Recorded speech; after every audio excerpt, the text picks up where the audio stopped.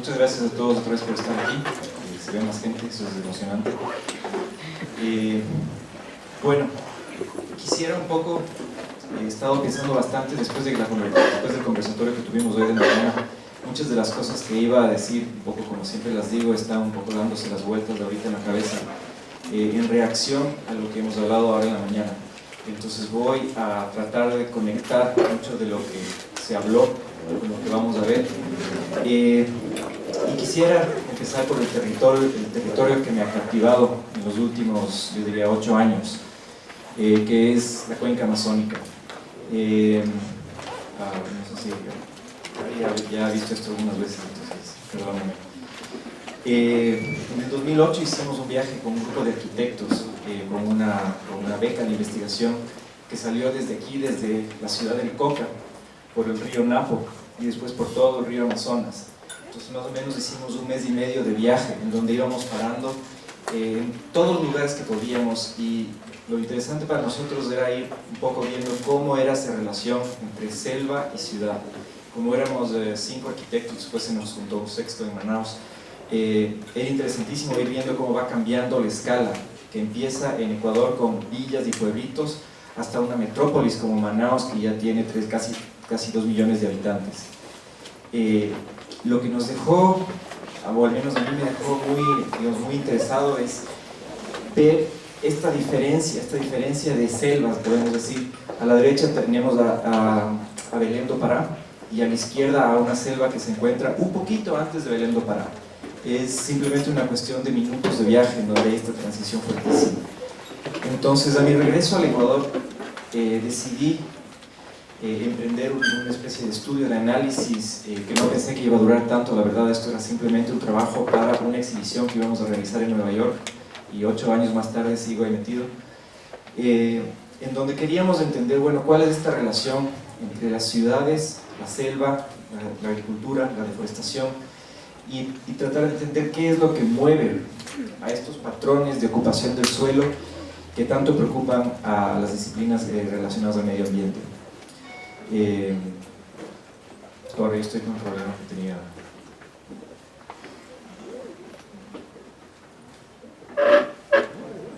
Sí. Entonces yo diría que no hay ningún otro país como Brasil como para demostrarnos el poder que tiene la ocupación humana en la Amazonía, la ocupación de la Amazonía por el ser humano como para cambiar el uso del suelo.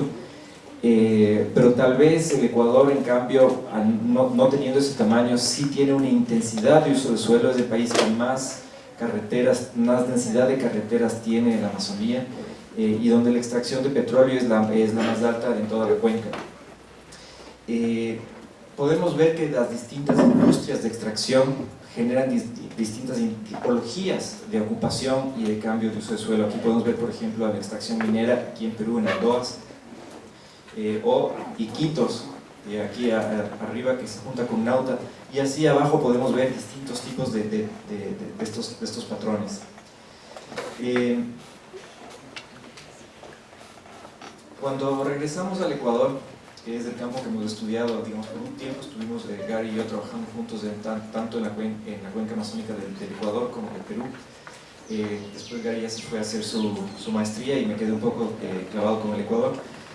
Y aquí podemos ver la red de carreteras que junta a la zona amazónica con los Andes. Obviamente los Andes siendo un espacio mucho más denso de carreteras, y la Amazonía teniendo una mancha, y esa mancha responde exactamente a donde se hace la extracción petrolera. Toda esa infraestructura de carreteras nació por el petróleo. Eso ha generado una tasa de deforestación tan alta como la de Brasil, y en 40 años hemos perdido ya un 30% de la cobertura de bosque. Si nos acercamos, aquí se puede ver ese conflicto o ese choque entre las áreas protegidas y las zonas deforestadas, y vemos que las áreas protegidas empiezan a llegar a un límite en lo que pueden hacer cuando ya se topan con una expansión de la frontera agrícola fuerte. El bloque Yasuní-Teté, que es un bloque polémico en el Ecuador para la extracción de petróleo, se encuentra acá, y ya hay un ingreso de infraestructura y de barcos que vienen acá a esta zona de Yasuní. Hay hipótesis que es para protegernos del Perú, nos vaya a ser que con la extracción lateral nos roban por atrás. Y quisiera acercarme a esta zona que es la zona, digamos, yo diría más interesante en cuanto a deforestación, entre Nueva Loja y Francisco de Orellana, entre los años de 1977 y 2002. Entonces ahora vamos a entrar. Este de aquí, ustedes pueden ver Lago Agrio y Francisco de Orellana en el 77, y 25 años más tarde, 5 años más tarde, se va a demorar 25 años. El cambio es bastante drástico. El momento en que vemos esta mancha, es una mancha de lo rural, de lo agrícola, pero si es que le vemos un poco más de cuidado y si recorremos todo este espacio nos damos cuenta que al final lo que tenemos aquí son unas densidades urbanas, como son estos puntos, pero todo esto es una especie de mega urbanismo, porque toda la gente que vive ahí depende de las fincas, depende de la agricultura, pero sus vidas intentan ser urbanas. No son comunidades indígenas en donde tienen su, digamos, su forma de vida adaptada al lugar, sino que tienen, por ejemplo, aquí un finquero que tiene su familia y su niño tiene que caminar 2 horas para llegar a una escuela, 2 horas para llegar a un centro de salud. Entonces, al final lo que tenemos es una especie de mega ciudad en donde no existe nunca la infraestructura suficiente, porque donde sea que se pone un equipamiento, siempre queda lejos de otra parte. Entonces, todo esto, el momento en que lo encaramos a la disciplina del urbanismo, se vuelve algo que no sabemos cómo controlar. La palabra controlar no es la adecuada. No sabemos cómo enfrentarnos a esta realidad.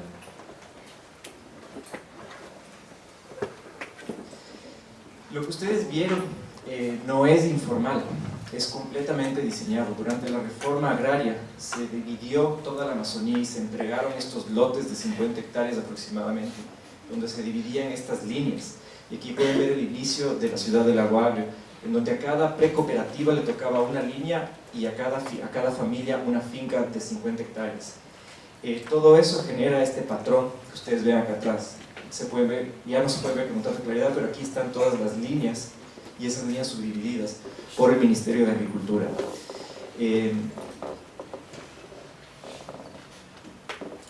Lo que empieza como una especie de diseño bastante formal termina en una especie de catástrofe catastral de predios, en donde la ciudad, que se vuelve esta densificación de predios, ya se mezcla con todo esto que podemos llamar una mega mancha de fincas semiagrícolas, semiurbanas.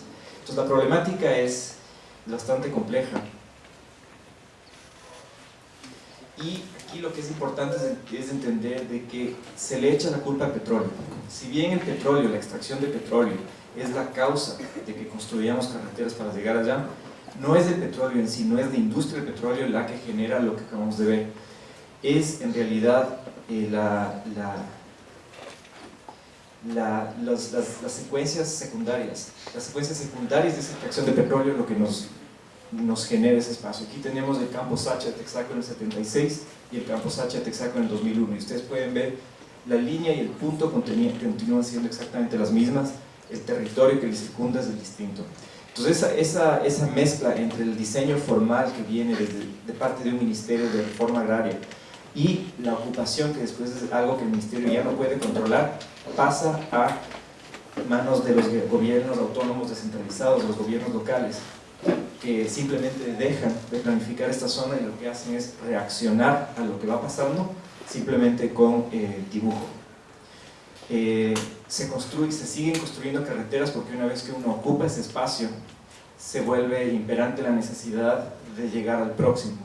Entonces, si bien las primeras carreteras nacen con la extracción petrolera, las siguientes son para poder conectar ese punto que quedó un poquito más adelante, que se convierte en votos para el político de turno.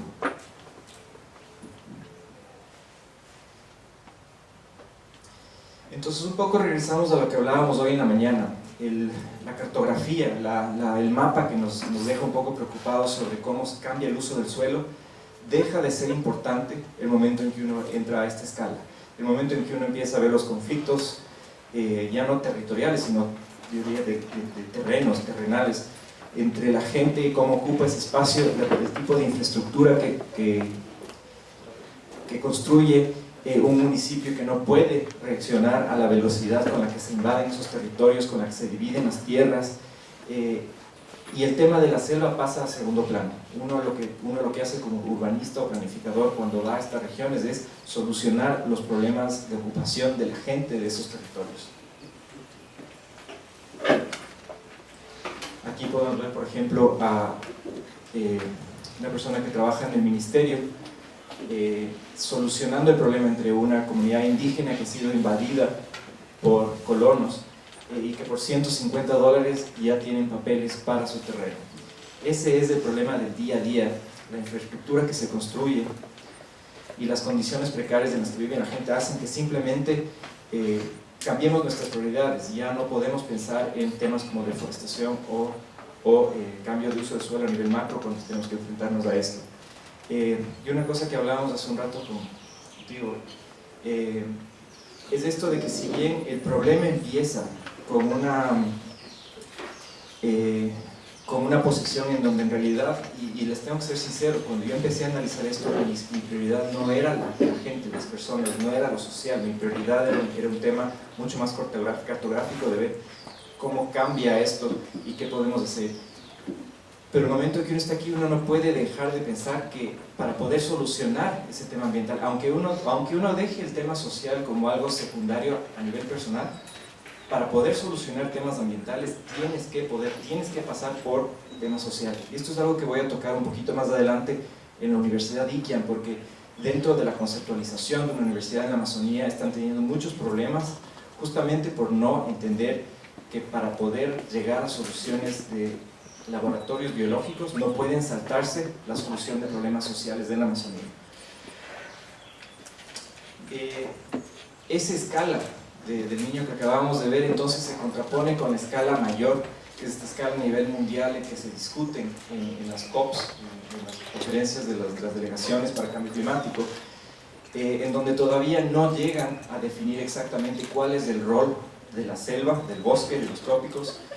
Y aunque sí me emociona bastante de que ya por primera vez se le esté dando valor a la biodiversidad, valor al bosque, o sea, es algo perverso porque por un lado es algo invalorable, se podría decir que el bosque no tiene valor y que está por sobre todo la naturaleza, la madre tierra, pero el hecho de no poder darle valor hace que no pueda defenderse de la economía.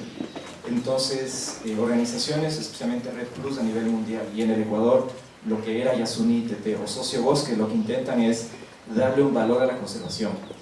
Para mí eso es importante porque compra tiempo hasta que podamos darnos cuenta de que ya es algo que tenemos que hacer. Lo que hablábamos hoy en la mañana, el momento en que existe una conexión no solo abstracta mental, sino emocional, y emocional porque simplemente nos damos cuenta que no hay agua en nuestro fregadero y que viene de un problema de sequía en alguna parte porque se taló el bosque de cerca. Esa conexión ya se vuelve emocional porque simplemente estamos tristes de que no hay agua. Yo creo que hasta que llegue ese momento, cuando ya la conexión sea fuerte con la carencia de recursos, este tipo de protocolos lo que hacen es dar un valor a la conservación, a la naturaleza, y de esa forma poder esperar un tiempo en donde no se hace una devastación completa. Sin embargo, el problema de este tipo de iniciativas son como lo que se da en Bolivia, lo que se dio en Bolivia, de no tener una agenda social. Es otra vez esa intención abstracta de darle valor a algo sin entender cómo la gente va a reaccionar y cómo la gente necesita trabajar. Para quienes no conocen del protocolo Red Plus, es la reducción de emisiones por degradación y deforestación, y el plus, todo lo que se aumenta. Básicamente es el tema del mercado de carbono. Contrapuesta a la diapositiva anterior justamente está en que tú puedes pagar por la conservación, esta plata puede llegar a la Amazonía, pero no quiere decir que cuando llega la plata se acaba el problema. La gente necesita trabajar, necesita hacer actividades, y ahí es donde muchos de estos protocolos económicos no aterrizan. Con esta intención, un poco lo que hemos querido trabajar, y en eso es lo que hemos estado trabajando durante los últimos semestres de la Universidad Católica, es tratar de ver qué se podría hacer con estos recursos cómo podríamos analizar un caso de estudio real y trabajar territorialmente analizando cómo esta capa económica empieza a representarse y a tener algún tipo de efecto sobre el suelo. Entonces quisiera presentarles el proyecto que hemos trabajado con estudiantes de la Universidad Católica de la Facultad de Arquitectura, que se enfoca en la Manta Manaus, por eso se llama Laboratorio Manta Manaus, que es un canal interoceánico entre la ciudad de Manta en la costa del Pacífico y la ciudad de Manaus en el Brasil. Esto pasa por la Amazonía, obviamente, en donde se llegaría por barco hasta el puerto de Providencia, y aquí se hace una transferencia para camiones hacia el Pacífico. Supuestamente esto competiría con el Canal de Panamá, aunque no es probado, pero es un discurso que se genera a nivel oficial para poder continuar con el proyecto.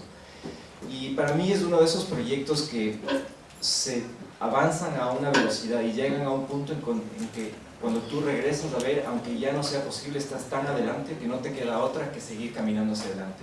Entonces ha existido por muchos años gente que habla con el gobierno señalando que esto no va a ser posible, que no es realista, pero cuando se tienen oídos sordos de que esto no funciona, simplemente avanzas tanto hasta que lo haces funcionar a la fuerza, y eso es un poco lo que está sucediendo con este proyecto.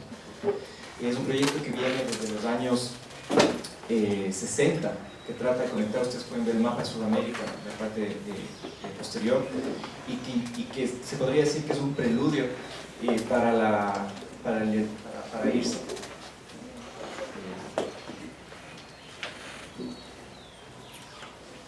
No es sino hasta ese abrazo fraterno del 98 entre Fujimori y Maguad que se puede lograr esa apertura y que se rompen las fronteras, digamos, que se abren las fronteras entre los dos países, Perú y Ecuador.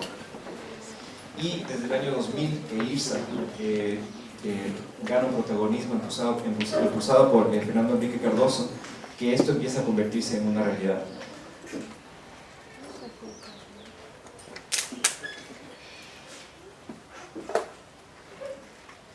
No quisiera ahondar en el tema IRSA porque yo creo que la mayoría de las personas que estamos aquí conocemos, pero en el año 2000, al surgir IRSA con esta ambición de conectar todo el continente, y yo creo que también como una especie de reacción a lo que se está dando en Europa con el euro, con la Unión Europea, con esta idea de que formemos bloques, hay una especie de intensidad de pensamiento de tenemos que conectar todo con todo. Y eso cuando vemos 15 años más tarde, esto estamos hablando del año 2000 y estamos en 2015, 15 años más tarde nos damos cuenta de que por lo menos en el Ecuador lo que se ha generado son un montón de proyectos incompletos. Si es que estamos hablando de puntos y líneas, imagínense un diagrama en donde tienen medio punto con media línea, con otro medio punto con otra media línea, nada se conecta con nada, todo queda incompleto y todo está sobreescalado porque fue planificado para hacer un megaproyecto que conecta varios países, pero por distintas circunstancias nada llegó a conectarse con nada. Entonces con los estudiantes de la Católica estamos justamente armando este diagrama ahora sobre cuáles son esos medios puntos y esas medias líneas y viendo si es que se deben cambiar esas lógicas de integración regional a lógicas de integración local que tal vez en el futuro puedan ser regionales.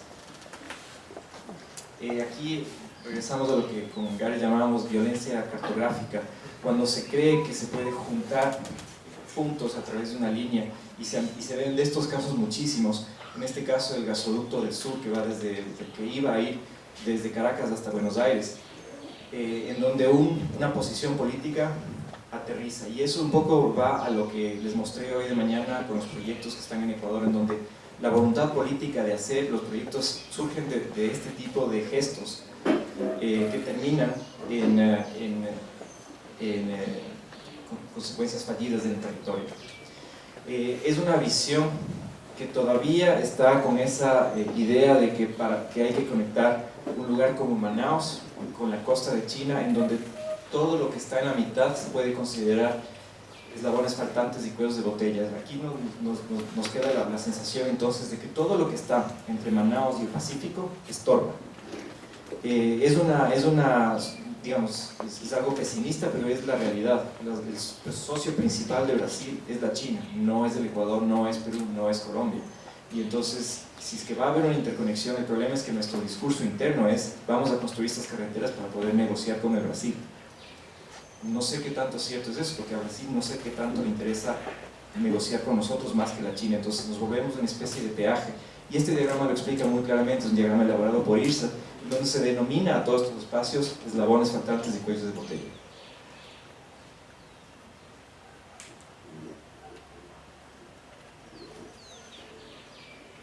Al mismo tiempo, este espacio que ustedes acaban de ver de eslabones faltantes y cuellos de botella resulta ser el espacio más biodiverso de Latinoamérica y el espacio más biodiverso probablemente del mundo.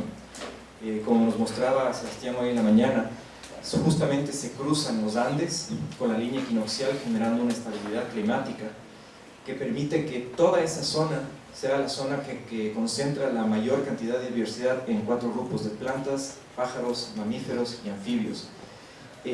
Los pisos climáticos mezclados con una estabilidad del clima que justamente hace que los ciclos se reduzcan. Para mí este fue un concepto interesantísimo de entender. Un sapo que en Estados Unidos se reproduce una vez al año, porque hay los ciclos de las estaciones, si es que le traes a este espacio y se adapta, puede reproducirse 4, 5, 6, 7 veces al año. Y esto es porque la estabilidad climática rompe esos ciclos anuales. Romper esos ciclos quiere decir que una especie que se reproduce muchas más veces en el año puede empezar a mutar y a generar otras especies, digamos, a definir lo que nosotros entendemos como biodiversidad. Entonces, de esta forma, en muchos cientos de años empiezan a generarse más especies de las que se generan en los hemisferios norte y sur. Pero al mismo tiempo, este es el espacio que más está sufriendo cambios con la división, con la extracción del petróleo que se va a hacer en Perú y con la minería que se piensa hacer en el Ecuador. Entonces quisiera mostrarles ahora el caso de estudio que hemos tomado justamente en esta zona que está, aquí sería lo rojo que acabamos de ver en el otro mapa. En donde ya un terreno más cercano nos muestra dónde va a ser ese puerto de transferencia que conecta el canal fluvial que viene desde Manaus hacia las vías que se van al Pacífico.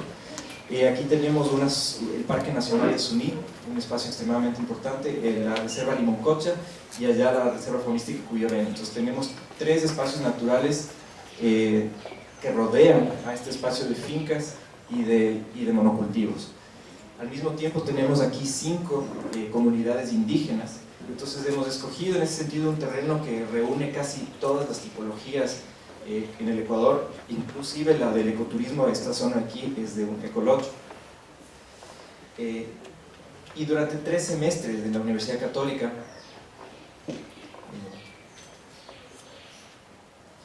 lo que hicimos fue justamente generar ideas para este territorio.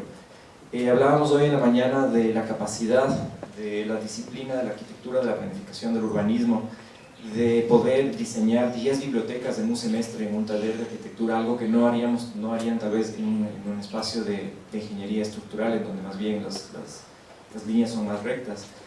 Y aquí lo que hacemos es generar varias ideas, de estas 18 ideas que se encuentran aquí, perdón, aquí están 14, pero hicimos al final 18 ideas. Si es que 4 resultan ser interesantes, a esas 4 hay que potenciar. Las otras 12 simplemente pueden quedarse como ideas. Y eso es un poco lo que está sucediendo con el proyecto. El proyecto que les estoy mostrando es un proyecto que ha ido pasando paulatinamente de la academia a la realidad. Como les cuento, el espacio académico fue el espacio de generación de ideas, es este espacio libre donde no existe la presión política por llegar a alguna parte, por cumplir con nadie, y eso un poco es eso que hablamos hoy en la mañana sobre la autonomía de la universidad, hasta qué tanto estamos sujetos a tener que resolver problemas que se nos plantea desde el gobierno o desde el privado, porque a veces que el planteamiento de un problema ya dirige una cierta respuesta. Cuando en cambio, si tenemos esa libertad de no tener que responder a alguien en un comienzo, podemos empezar a generar propuestas que definen mejor el problema y nosotros llevar ese problema y algunas posibles respuestas o preguntas al Estado. En este sentido, al no tener ese contacto todavía con el Estado, pudimos trabajar bastante intensamente en ideas de proyecto con estudiantes, en este caso de pregrado.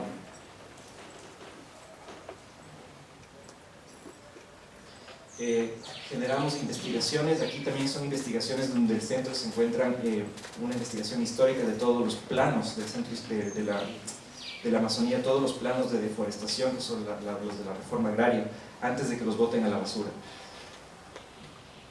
Y yo creo que los estudiantes, en ese sentido, el momento en que se encuentran en este tipo de talleres,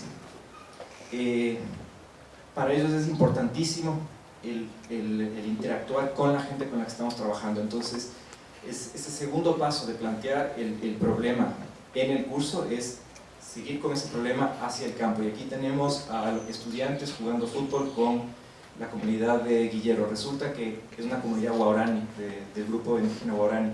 Resulta que aquí solo las mujeres juegan fútbol y son buenísimas. Entonces todos los hombres teníamos que estar afuera viendo cómo las mujeres se acaban a nadar.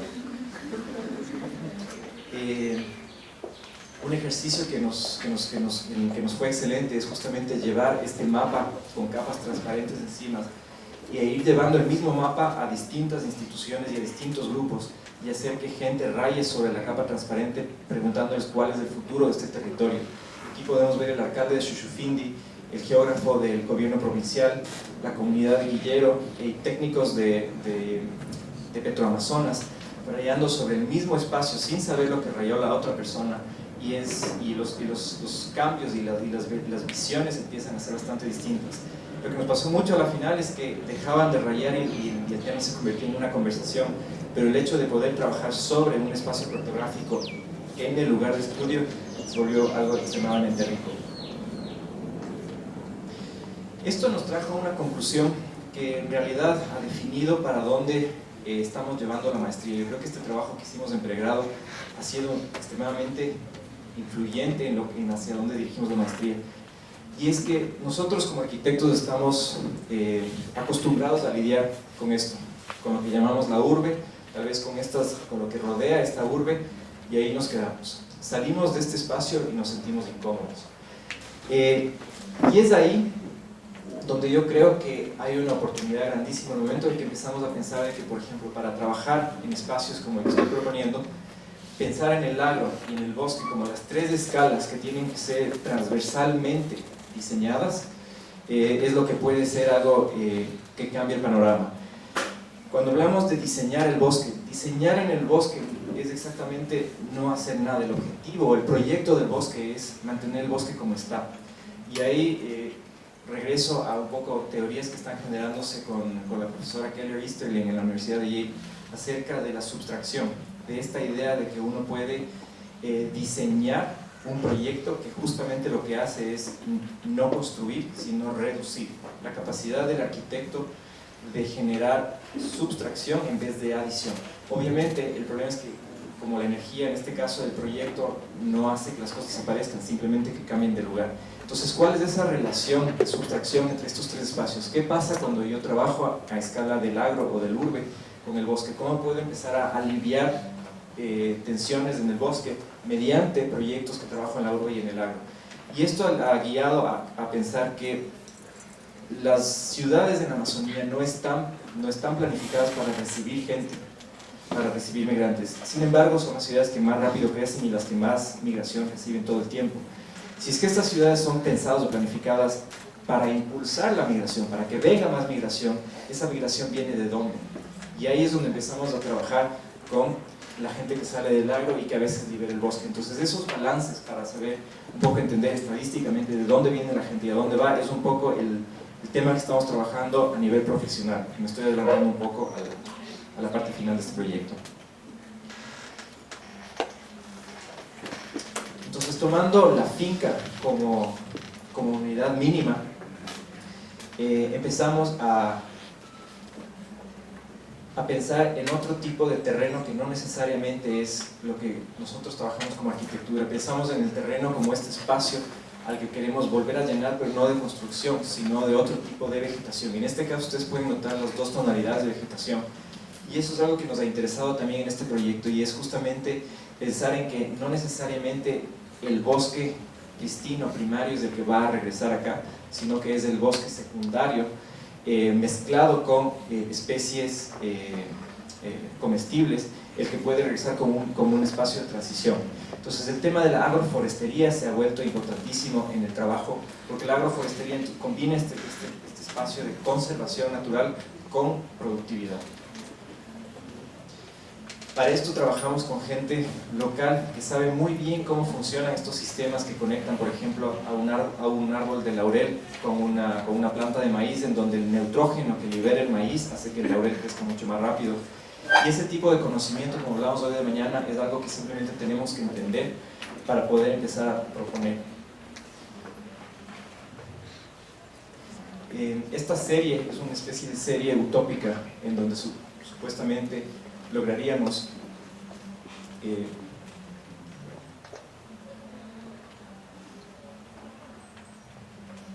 llegar a este tipo de espacio. Y lo que más me interesa de este gráfico no es tanto el que se llena, sino que existe esta diferenciación de tonalidades de verde, sacándonos del mito de que tenemos que tener esta línea dura entre el bosque pristino completamente natural y el espacio deforestado. Empezar a pensar de que existe esta transición entre el bosque productivo y el bosque no productivo, o productivo solo de carbón, es algo que nos interesa.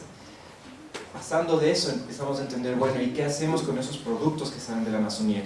Y ahí es donde para nosotros es importante pasar del tema de la conservación al tema de la productividad, porque están juntos. Del momento en que se aprende a ver la productividad de esta región y atarla con la conservación, ahí es donde empezamos a ver alternativas que no son simplemente entregar dinero, como el caso que les mostré de iniciativas como Redo y Asunitete.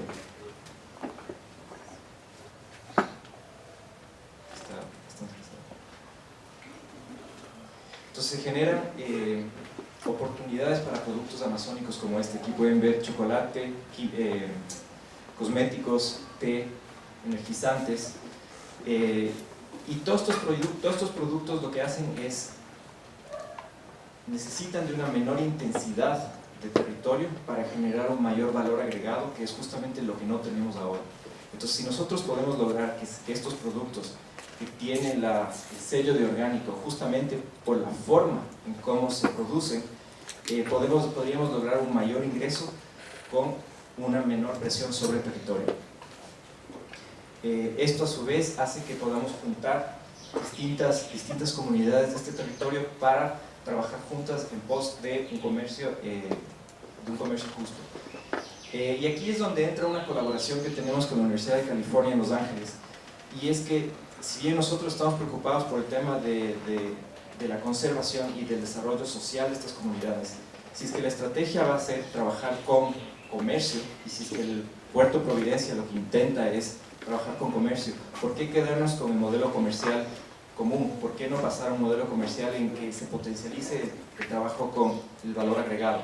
Y aquí trabajar con una universidad como la Universidad de California nos abre la posibilidad de entrar en la mente de quien está al otro lado, quien sería este consumidor, que a la final es la persona que está en lugares como California o como Alemania o como Holanda, que valora que valora estos productos con valor agregado, que no necesariamente es un mercado que tenemos en el Ecuador todavía.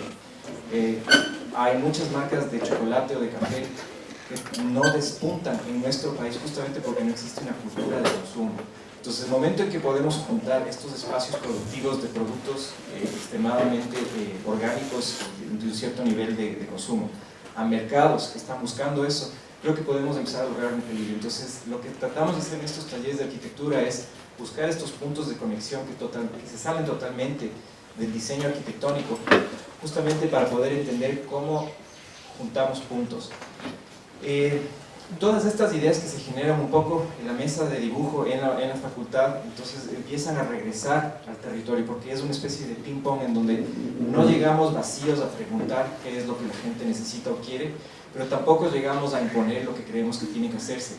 Es una especie de constante negociación. Entonces hemos ido varias veces, vamos y venimos, y cada vez vamos tachando y tachando más propuestas erróneas y aceptando las que siguen siendo las que siguen generando buenas reacciones.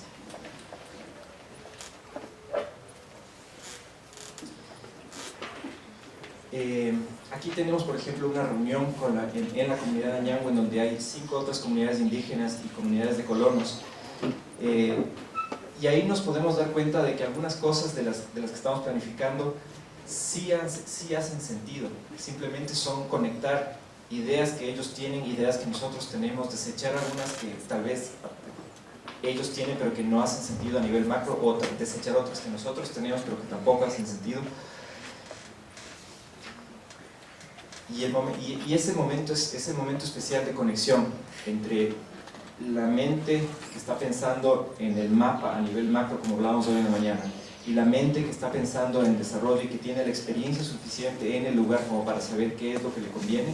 Ahí es donde se da un clic bastante especial. Hace algunas semanas hicimos un taller justamente con toda la gente de la región y llegaron 300 personas, mucho más de lo que nos esperábamos, y armamos 4 grupos de trabajo en donde cada grupo de trabajo lo que hacía es trabajar sobre su mapa que está aquí con facilitadores, y ahorita nos encontramos en el proceso de traspasar todo ese material a limpio, digamos, para poder entender y pasar el plan maestro. Aquí se puede ver Jaime Robles trabajando con toda la población, definiendo qué es lo que pasa en este mapa.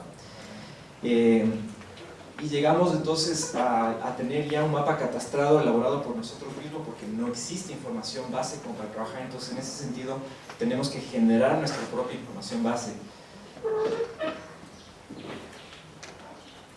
para empezar a generar propuestas. Entonces, les estoy contando un poquito del lugar en donde estamos ahora, que es justamente tratar de entender si es que se va a construir un puerto al lado del río Napo y se tiene todo este sistema de fincas.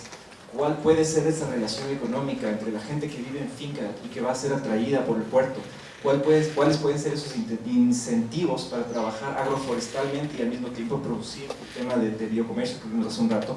¿Cuáles son esas cosas que se conectan y qué protocolos podemos empezar a generar como incentivos? Y no diría que es nuevo, pero es un tipo de planificación en donde la palabra plan maestro empieza a sentirse incómodo, porque lo que se está generando aquí no es un plano en que yo digo zonifico así, zonifico de otra manera, sino que lo que estamos generando aquí es una especie de protocolo dinámico que depende de la decisión de personas. Una vez que nosotros terminemos esta propuesta, entregamos un escenario, pero lo que sucede en realidad podría ser una cosa completamente distinta, dependiendo de lo que cada persona en cada finca decida hacer. Nosotros lo que hacemos es plantear cuáles son las direcciones que podrían ser usadas, y a esas se suman las direcciones que se decida por el gobierno. Quisiera terminar este proyecto con una comunidad que se encuentra aquí, que es Añango, en donde también aprendemos que el tipo de ocupación del suelo de estas zonas es muy distinto cuando son gente colona que cuando son gente indígena.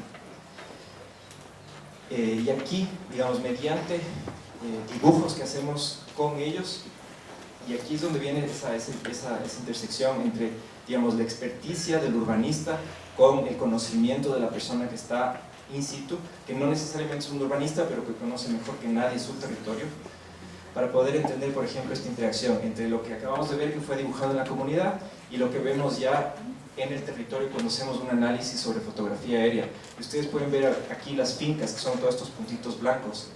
Cada una de esas fincas tiene una zona hacia atrás, y a diferencia de las fincas de los colonos, estas no tienen una línea trasera. Esa finca se va para atrás hasta donde pueda llegar dependiendo del consumo de esa casa. Entonces eso para mí es un concepto interesantísimo, porque si bien a los dos lados existe una división de propiedad, entre comillas capitalista, hasta acá es mío y hasta acá es mío, para atrás existe una división comunal en que para atrás depende lo que yo necesito y ya es de todos. Entonces entramos, solo por entender cómo funcionan estas comunidades indígenas, a ver que existen otros sistemas que no son necesariamente comunal o privado, sino una especie de híbrido, y que simplemente en la comunidad no lo han teorizado así, no han escrito sobre esto. Entonces estamos interesados en entender cómo este sistema puede empezar a ser usado, por ejemplo, en comunidades, en comunas de colonos del norte.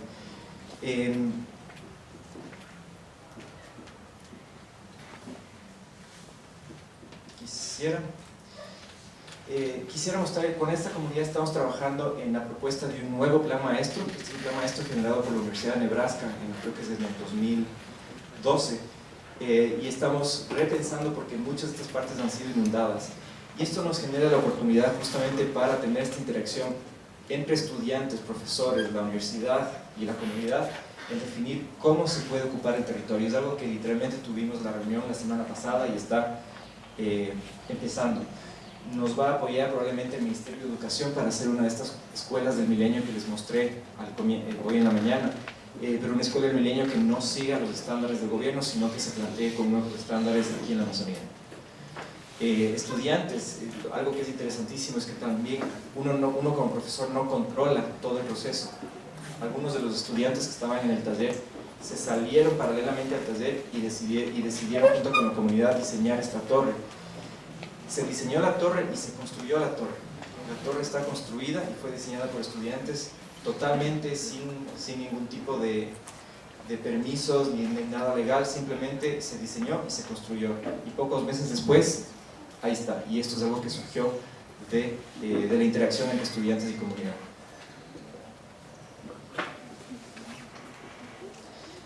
Creo que uno de los logros más grandes entonces no es el dibujo, no es el proyecto, es el bendito convenio. El convenio que se firmó entonces, después de todo este proceso con el gobierno provincial de Sucumbíos, ahora nos permite llevar todas estas ideas que acabo de mostrarles a un plano de lo oficial. Firmamos contrato hace una semana y media para ya empezar el plan maestro oficial que va a llevar todos los conceptos que les acabo de mostrar a planos que se pueden convertir en ordenanzas para la zona de Providencia. Entonces, esto para mí ha sido la escuela de los últimos 2 años. Cómo armar términos de referencia, cómo gestionar un proyecto, que es algo que en la escuela de arquitectura no te enseñan. Y finalmente, si es que el proyecto va a existir, es esto lo que te permite hacerlo. Que es horrible hacerlo, pero es lo que te permite.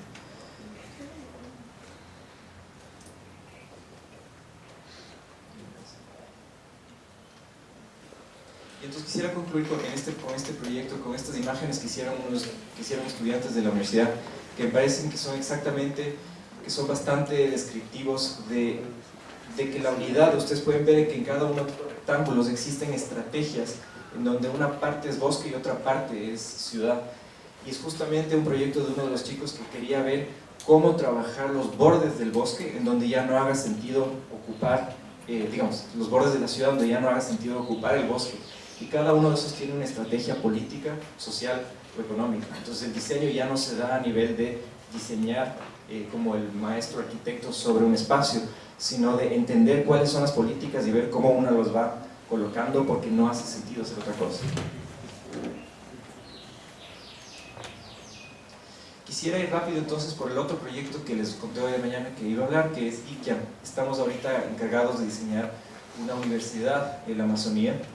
Y esto ha planteado otros retos. No voy a entrar a la descripción del proyecto en sí, de la arquitectura del proyecto, porque yo creo que eso sería bueno para otro contexto. Lo que me interesa ahorita hablar es justamente esta idea de que estamos diseñando una pieza de infraestructura para el Estado en un lugar extremadamente sensible. Y resulta que este espacio es una universidad. Entonces la universidad trae un discurso universitario de integración, de innovación, de investigación, y ese discurso, en el momento que quiere convertirse en infraestructura, cambia cuando se reciben, entre comillas, las instrucciones del cliente. Por un lado se tiene todo el texto de lo que la universidad aspira en su misión y en su visión.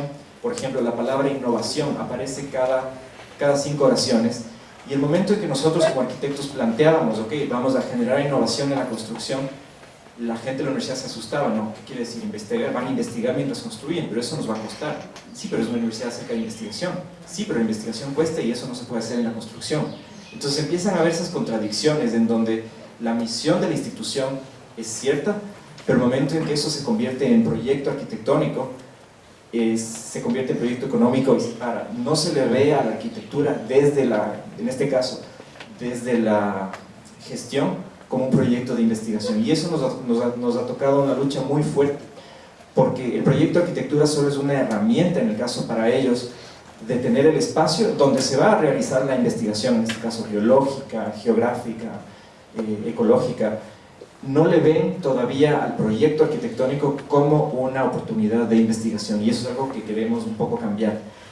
Aquí podemos ver el terreno de Iquiam, que está a 8 kilómetros de la ciudad del Tena, y hemos querido plantear a todo esto como el terreno en el que nos interesa trabajar. Este es el campus, y el momento que proponemos esto, la universidad se siente un poco incómoda porque le estamos pidiendo que planifique no solo la zona que le compete, que es el terreno, sino toda la zona donde va a tener influencia. Y eso ha sido igual otro viacrucis, porque para ellos construir la infraestructura ya es suficiente peso. Tener que dedicarse a lo que está fuera de la infraestructura es algo que nos está costando bastante. Ahí es donde, por ejemplo, yo creo que la conversación, lo que hablábamos hoy en la mañana acerca de, con Sebastián, lo que hablábamos de Urban y de cómo podemos gestionar consultorías o ser suficientemente dinámicos como para encontrar un problema y gestionar la consultoría que se haga cargo de ese problema, es algo que tenemos que ser más dinámicos en la universidad. No podemos esperar a que alguien en el Estado descubra un problema para que nos contrate a nosotros. Si nosotros ya encontramos algunos de esos problemas, tenemos que tener la capacidad de generar esa propia consultoría. Creo que eso es algo que hay que trabajar bastante, o sea, es algo que he intentado en la universidad, pero el sistema universitario todavía está un poco quedado como para que pueda darse este tipo de procesos. Entonces aquí tenemos toda esa zona de influencia de la universidad que nos interesa trabajar, y la universidad en sí. El campus se encuentra en la parte sur, y solo les muestro rápido un poco qué es lo que nos interesa de este campus, y tenemos aquí un módulo de nivelación que ya existe, y el campus lo que ha generado es, al lado de la espina vehicular que ya está construida, colocar edificios uno a cierta distancia del otro, justamente porque lo que nos interesa es no generar una nueva mancha urbana, sino más bien generar un espacio en donde se trae más bosque de lo que se quita, porque en realidad estamos utilizando las zonas que ya están deforestadas. Traer más bosque entre edificios es algo tal vez un poco inspirado en lo que se puede ver en Iñochín, cerca de Belo Horizonte, en donde, a pesar de que es un sistema de edificios conectados por una gran vértebra, cada edificio está separado y el bosque empieza a cumplir este rol de intermediador y de generador de sombra. Creí que era importante mostrar solo hasta aquí, hasta este nivel, el campus, para no dejar ese vacío. Pero un poco lo que quisiera terminar con este proyecto es justamente tratar de entender cómo la universidad puede convertirse en este negociador de dos realidades: esta realidad natural, pristina, hermosa, de la Amazonía, que vemos en estas imágenes, inclusive de la parte de cómo ciertos seres humanos ocupan la Amazonía, con la realidad de su contexto, aquí, que es cuando la gente pregunta, ¿y cuál es el lenguaje arquitectónico de ese lugar? Es esta es la arquitectura de la zona. Es esto con lo que tenemos que trabajar. ¿Cómo nos adaptamos a esto? ¿Cómo generamos un nuevo precedente a partir de esto? Yo creo que es justamente esa negociación la que estamos empezando a trabajar. La construcción del primer edificio empieza en noviembre, y un poco la intención es utilizar el proceso de construcción que se va a generar para trabajar con la comunidad. Y va a ser un tema difícil, porque cuando se trabaja con el Estado todo tiene que estar dicho desde antes, exactamente cómo tiene que ser. Y cuando no hay, por ejemplo, estuvimos hace poco en las negociaciones con el Estado del tema de presupuestos, hay, por ejemplo, cierta tecnología de tierra que queremos utilizar, pero no existe la industria en el Ecuador, y tenemos a un especialista que va a dedicarse a la investigación de esa construcción con tierra. Pero el momento en que ellos buscan en su lista de rubros y de especificaciones técnicas, no existe, y tampoco hay cómo darle un precio. Entonces nosotros tenemos que inventarnos otras cosas, o sea, estrategias laterales como para poder hacer que ellos incluyan el presupuesto para eso, pero que se investigue durante la construcción. Y entonces, en ese sentido, el Estado no está listo como para generar investigación durante la construcción, y tenemos que ahorita buscar estrategias políticas laterales para hacerlo. Les contaré cómo nos va la próxima vez que nos veamos. Esto empieza el próximo mes. Entonces quisiera terminar un poco con el último proyecto, que es el que creo que nos tiene a muchos emocionados de la Universidad Católica, que es el de la maestría. Lo veo la maestría como un proyecto en sí, como otro de estos proyectos que uno tiene que generar con su equipo. Aquí a la derecha está el equipo de personas que trabajamos en este proyecto desde la Católica. Y como les contaba hoy en la mañana,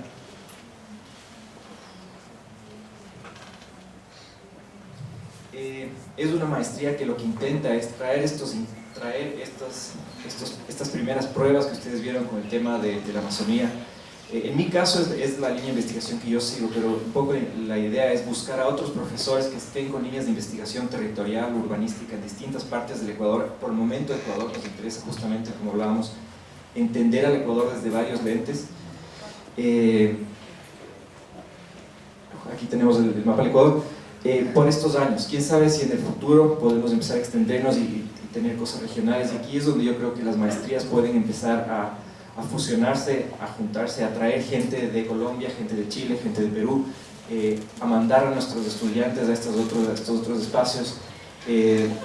Realmente tengo la intención de que el tercer semestre de la maestría, que va a ser el que empieza en agosto del 2016, tengamos ya tal vez, ojalá, un par de estudiantes aquí, en la Católica de Lima, o en EAFIT, o en la Diego Portales de Santiago.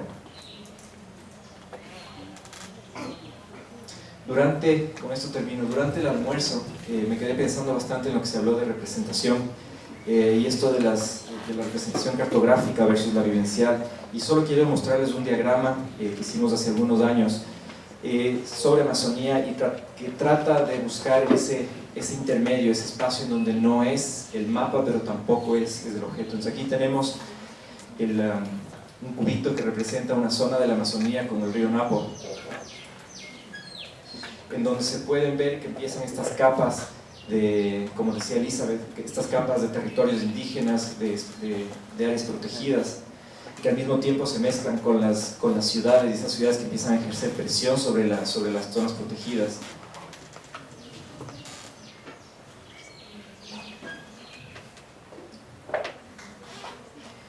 Y que responden generalmente estas ciudades a proyectos de extracción, que ya sean petroleros, o en el caso de lo que les conté, la Manta Manaus, que quiere juntar los océanos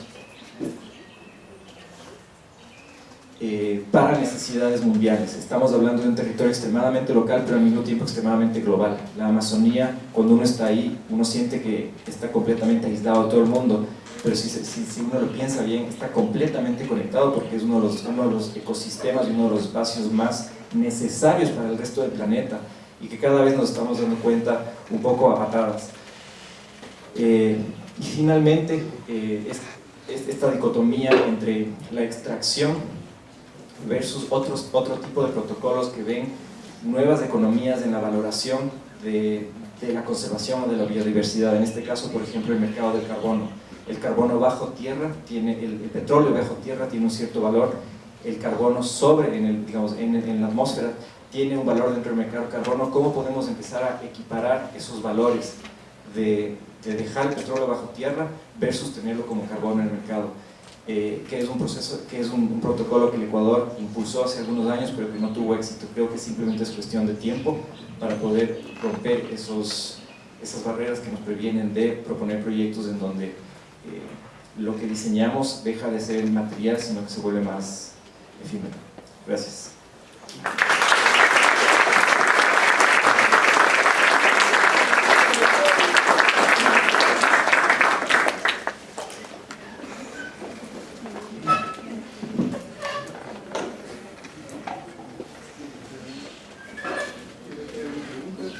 Si alguien tiene preguntas, comentarios.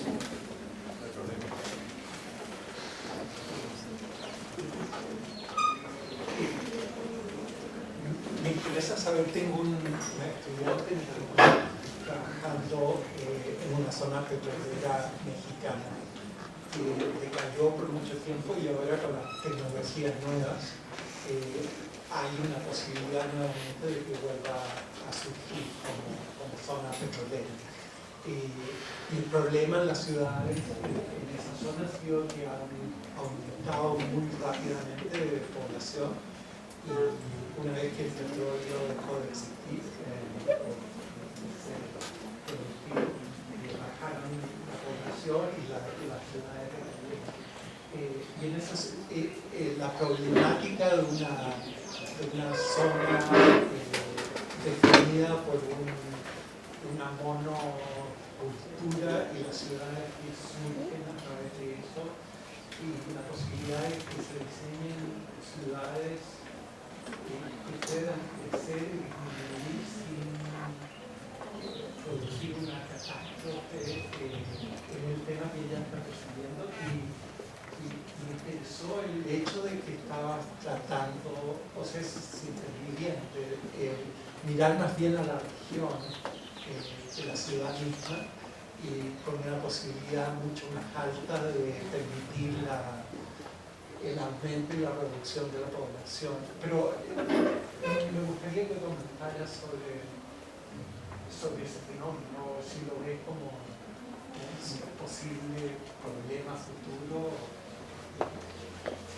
Sí, bueno, digamos, la conclusión de mucha de la generación de estas ciudades en la Amazonía muchas veces es por, como tú dices, una monoextracción, un producto que se extrae, en este caso petróleo, puede ser minería o puede ser otras cosas, en donde, como tú dices, el momento en que ese recurso se agota o aparece un reemplazo, la ciudad deja de tener una vida propia y empieza a buscar para dónde irse, inclusive, y empieza a expandirse y empieza a tratar de sacar una economía para la que no estaba preparada. Por eso, para mí lo importante o lo interesante del proyecto es que podemos ver, en el caso de Puerto Providencia, donde se está construyendo el puerto, que ahí empieza ya a sentarse gente, y es gente que va a depender de este puerto, que no se sabe si va a ser exitoso o no, y un poco ya está pasando lo que pasa con un pozo petrolero que se va, genera un crecimiento, en este caso por la expectativa, y después esa expectativa no necesariamente se cumple, y la gente se queda sin saber con qué tipo de economía trabajar. Y lo que ha pasado en muchas ciudades, que como tú dices, pierden la extracción, se vuelve un espacio yo les llamo un espacio de taxis. Todo el mundo que va allá lo que hace es manejar un taxi, entonces llevar a la gente de dónde a dónde no sé, pero todo el mundo maneja taxi. Y ahí es donde yo creo que el momento en que se empieza a entender cuáles son, digamos, cuál es la naturaleza económica de esos lugares, y cómo puedes empezar a potenciar ciertas industrias. Y ahí viene la conexión, y lo que me interesa, por ejemplo, justamente que hablábamos de esta conexión con una universidad que tiene una visión extremadamente distinta a la que tenemos nosotros, que es la Universidad de California, donde generalmente hay tensión, porque a veces yo siento que ellos ven la cosa como que todo es mercado, todo es cómo generamos dinero. Y mi tendencia es más bien al revés, solo es enfocarme en cómo generamos conservación, pero el momento en que chocas de estas dos, empieza a hacer sentido, porque a la final la gente que está acá está con la misma mentalidad, me guste o no, que la Universidad de California, cómo generamos dinero, cómo vivimos mejor. Y si podemos empezar a juntar este tipo de mercados externos, porque podemos trabajar con productos locales que son de baja densidad de ocupación del suelo y que dependen de ser así para poder venderse como productos orgánicos en el exterior, entonces empiezan a generarse economías alternativas a los monocultivos o a la monoextracción.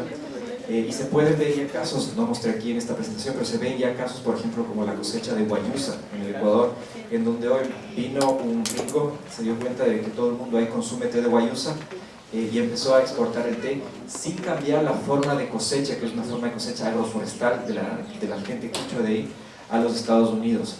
Y ahora se vende en creo que 2000 supermercados en Estados Unidos, sin haber cambiado la forma de cosecha local, porque simplemente lo que es porque necesita esa forma de cosecha local para poder promocionar su producto como lo que es. Entonces yo creo que si empezamos a entender cuáles son estas lógicas económicas antes de que se acabe el recurso, podemos hacer una transición mucho más racional que una transición de emergencia, el momento en que se acaba el petróleo o que la gente se va, porque ahí lo que se convierte es tienes los dos extremos. O la gente empieza a sacarle la madre al territorio que le rodea a nivel de agricultura, o la gente se va y deja ciudades de fantasma e infraestructuras que no se usan. ¿Alguna pregunta?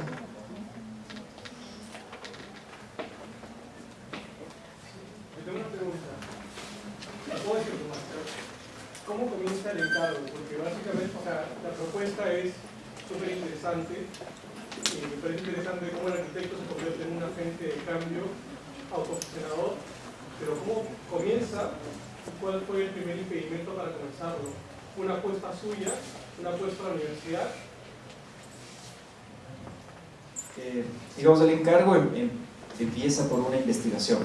por un proyecto de investigación, en este caso por un proyecto de una exhibición que se planteó para una galería en Nueva York. Y ese fue el inicio, porque al final lo que buscábamos es un tema interesante del que se puede hablar. Y eso al final se genera una necesidad, porque empiezas a darte cuenta de que es un campo de acción, pero como no existe cliente, digamos, no hay intereses atrás de hacer algo, entonces te conviertes tú en tu propio cliente. Y lo que empiezas a hacer es, si es que ya crees en ese proyecto, tienes que empezar a generar un cliente, y ese cliente es al final alguien al que le pueda interesar lo que pasa en esta región. Entonces por eso son dos los que se convirtieron en mis clientes después de que el proyecto existió, que fueron el gobierno provincial de Sucumbíos y una fundación que se llama Avina. Entonces en este caso lo que yo creo mucho, y que no es fácil, yo creo que ha sido muy problemático, es ser tu propio cliente antes de que exista un cliente externo. El momento en que tú ves un proyecto o crees en algo, y eso es lo que hablamos hoy de mañana, en que la universidad tiene que estar por sobre el cliente que le venga, sea un gobierno, sea una ONG, para poder tener una agenda de lo que se tiene que hacer. Y ese cliente nace cuando tú tienes un proyecto de investigación. Por eso es tan importante que nuestras universidades empiecen a tener líneas de investigación con profesores que creen en ciertas cosas, porque el rato menos pensado, esa línea, esa cosa en la que el profesor cree, se convierte en proyecto. Encuentra un cliente, encuentra a alguien que puede utilizar esa información para transformarla en proyecto que se aplica en el territorio. El problema es que hay veces en donde no estamos dispuestos a traspasar esta investigación académica que tiene una línea clara y que tiene unas hipótesis que en realidad no importa si no se cumplen, porque a la final son hipótesis y estamos en el mundo de la teoría. Porque el momento en que entra un cliente ya entra con ciertas condiciones de la realidad que un poco estorban a tu propuesta. Entonces yo creo que esa negociación y que tú puedas poder liberarte de esas metodologías a las que te aferras, o esas cosas en las que tú crees, es parte de la riqueza del proyecto. Y yo creo que ahorita este proyecto se encuentra justamente en esa transición, en donde muchas de las ideas con las que yo estoy fascinado, tengo que dar pie atrás, porque me doy cuenta que son simplemente a veces utopías, o que son cosas que podrían funcionar, pero que simplemente ahorita no es el momento para que se den. Entonces empiezas a modificar tu proyecto, pero la investigación continúa. Entonces estamos en este momento en donde lo que se plantee tiene que empezar a hacer verdadero sentido a estos clientes que se han generado, que son estas dos instituciones.